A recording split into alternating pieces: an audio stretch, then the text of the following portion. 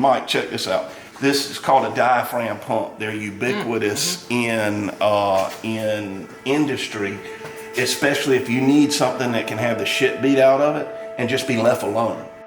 Just let it grind all day. And they use tons of these on conveyor belt systems where you need a little bit of air, like maybe a good example would be in a packaging department where we need to open up a bag so we could dump chips in it, for instance. Right. And then there's a scale up top that measures it, then it comes through, heat seals it, cuts it, drops it, and this is what opens it up. What's so cool about this is technically there's no moving parts like a crankshaft, so we're not changing linear motion from rotary motion, right?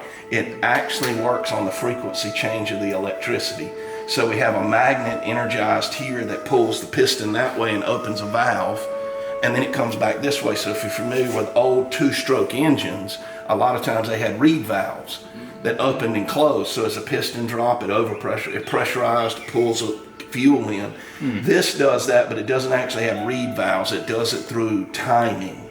So there's actually a little bit of time in which it's compressing and pulling in, but then that stops and it completely pressurizes. So give me the number one biggest example of this type of pump in the world that you see at least 50 times a day. Air conditioning.